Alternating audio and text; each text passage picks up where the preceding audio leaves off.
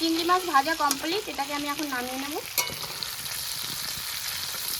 জিরে, তেজপাতা, শুকনো লঙ্কা, এলাইচি সব ঢেলে দিলাম।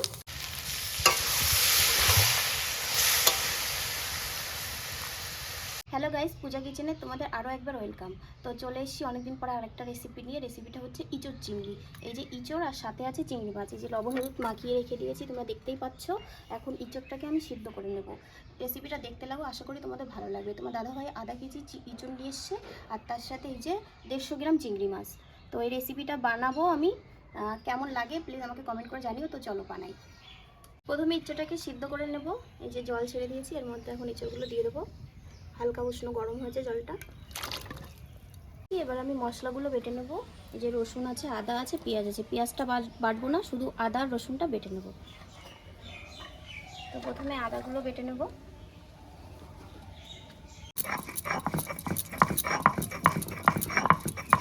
সাথে রসুনটাও বেটে নিলাম। রসুন বাটা আমার কমপ্লিট। এখন এটাকে তুলে নেব। তো তেলটা গরম হয়ে গেছে, এবার এই চিংড়ি মাছগুলো ছেড়ে দেবো ওর মধ্যে।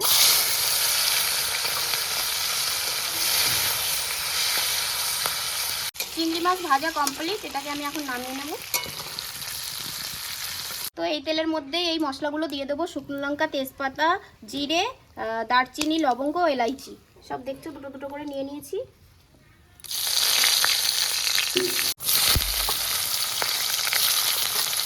এটাকে ভালো করে ভেজে নেব। পেঁয়াজটা যখন হালকা হালকা ভাজা হয়ে যাবে তার মধ্যে আমি আদা রসুনের পেস্টটা দেবো।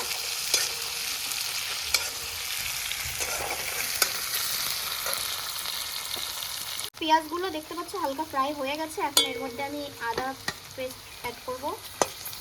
এগুলো তো আগের থেকে বেটে রেখেছিলাম, তোমরা দেখেছো। আর তার সাথে এই যে রসুন বাটা। এর কাঁচা গন্ধটা যখন চলে যাবে তখন এর মধ্যে আগে থেকে ভেজে রাখা আলুটা অ্যাড করবো। তো রান্নাটা কেমন হচ্ছে বন্ধুরা কমেন্ট করে জানিও, কারণ তোমাদের জন্য এত কষ্ট করা।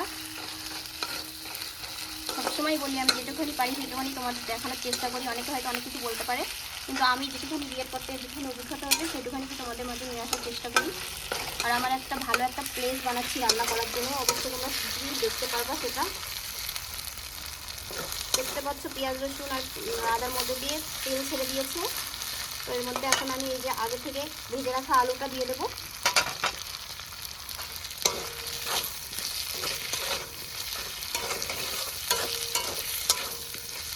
তো এখন আমি এই বাটির মধ্যে একটা মশলা বানিয়ে নেব। এই যে পরিমাণ মতন লবণ নিয়ে নেব, পরিমাণ মতন হলুদ নিয়ে নেব, তার সাথে লঙ্কার গুঁড়ো পরিমাণ মতো। তোমাদের বাড়িতে যতটুকু ইঁচড় আছে মানে বানাবে সেই হিসাবে নেবে। তার সাথে পরিমাণ মতন জিরে দিয়ে দেবো, জিরের গুঁড়ো। আমি এখানে ধনের গুঁড়োটা ইউজ করিনি। তো এটাকে এর মধ্যে এখন জল দিয়ে এটাকে আমি বেশ ভালো করে মিলিয়ে নেব। তো এই আলুটা কষা হয়ে গেছে দেখতেই পাচ্ছ। আর আগে থেকে মশলাগুলো বানিয়ে রেখেছিলাম, তোমরা দেখেছো, সেটা এখন এর মধ্যে দিয়ে দেবো। এর মধ্যে সব কিছু আছে, লবণ, হলুদ, জিরে, লঙ্কার গুঁড়ো। দেখতে পাচ্ছ খুব সুন্দর কালার চলে এসছে, এর মধ্যে তেল ছেড়ে দিয়েছে। তো এখন এর মধ্যে আমি পরিমাণ মতন চিনি অ্যাড করে দেবো। এটা অপশান, অনেকে দেয় অনেকে দেয় না, কিন্তু আমরা দিই।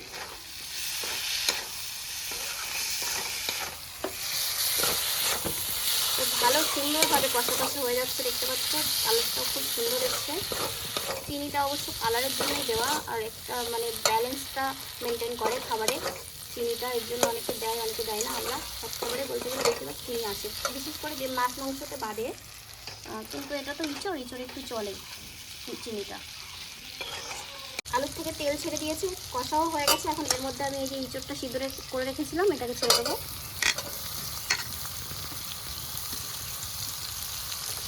ভালো করে নাড়িয়ে চাড়িয়ে এটাকে মিশিয়ে দেবো।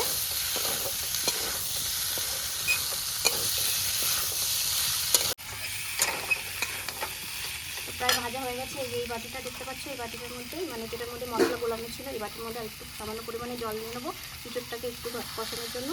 এতটুকুই দেবো, বেশি দেবো না। তারপরে তো এখনও আছে সিদ্ধ হওয়ার জন্য।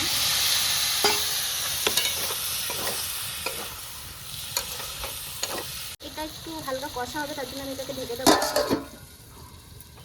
তো ইঁচড়টা কষানো হয়ে গেছে, এর মধ্যে এখন আমি জল ঢেলে দেবো।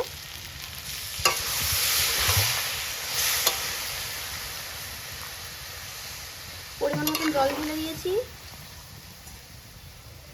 2 থেকে 3 মিনিট জালটা ফুটছে, বেশ টকবক করে ফুটে উঠেছে। এর মধ্যে এখন আমি চিংড়ি মাছগুলো অ্যাড করে দেবো, তারপরে আমি এটাকে ঢেকে দেবো,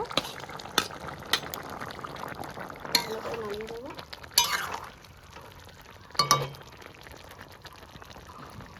10 মিনিটের মতন ঢেকে রেখে দেবো। প্রথমবার আমাদের এই চ্যানেলে ইঁচড় চিংড়ি রান্না হচ্ছে, তো জানি না, বলতে পারছি না কেমন হবে। তোমার দাদাভাই সেটা খেয়ে কমেন্ট করবে, আর তোমাদের কেমন লাগলো আমাকে কমেন্ট করে সেটা জানিও। আশা করি এর থেকে আরও ভালো ভালো রেসিপি আনার চেষ্টা করবো তোমাদের সামনে। তোমরা যদি উৎসাহ করো আরও আমি তাতে আমার একটু ভালো লাগবে। তো কেমন লাগে আমাকে সেটা জানিও কমেন্ট করে।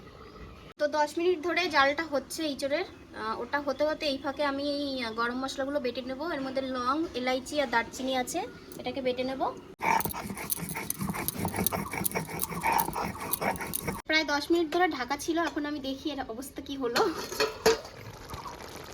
দেখে তো দারুণ লাগছে, খেতে কেমন হবে কে জানে। দেখি আমি একটু লবণটা চেক করবো, লবণের ঝালটা।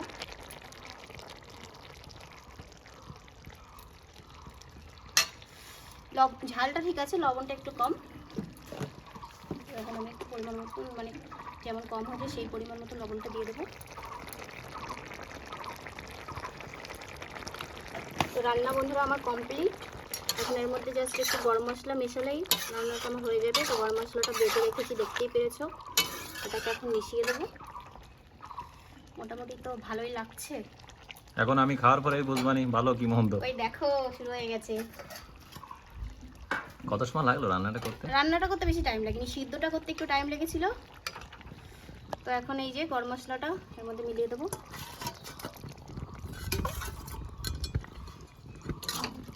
সুন্দর, কালারটাও ভালো এসেছে, সেন্টটাও ভালো বেরোচ্ছে বলো। বন্ধুরা তোমরা কারা কারা এরকম খাবার খেতে পছন্দ করো কমেন্ট বক্সে জানিও। আজকে হচ্ছে ইঁচড় চিংড়ি, প্রথমবার আমাদের এই চ্যানেলে। আর কি কি রেসিপি তোমরা দেখতে চাও প্লিজ কমেন্ট বক্সে আমাদের জানিও, হ্যাঁ না পূজা?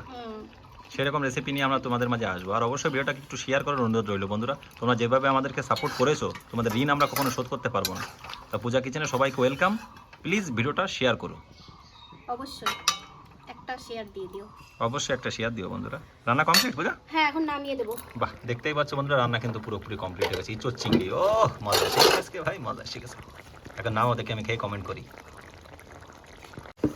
জিভে জল এসে যাচ্ছে, খুব সুন্দর। এখন খাওয়ার মানুষ আমার বাড়িতে একজনই, সে খেয়ে যদি বলে ভালো হয়েছে তাহলে মনটা একদম ভরে যাবে। আর তোমরাও পারলে চলে আসো, আজকে বাড়িতে ইঁচড় চিংড়ি রান্না হয়েছে। অবশ্যই। তো চলো পূজা আমি খেয়ে দেখি। অবশ্যই, তোমার জন্য রান্না করা, তুমি খেয়ে দেখবে না? এই দেখো। তো বন্ধুরা কেমন হয়েছে রান্নাটা কমেন্ট কিন্তু তোমাদের করতেই হবে, আমাকে প্লিজ কমেন্ট করে জানিও। আর ভালো লাগলে ভিডিওটা একটা শেয়ার তোমাদের কাছে আশা করি, এটা শেয়ারটা দিয়ে দিও, আমার একটু ভালো লাগবে। তো আজকের মতো বাই। আর তোমার দাদাভাই খেয়ে বলুন কেমন হয়েছে, চলো।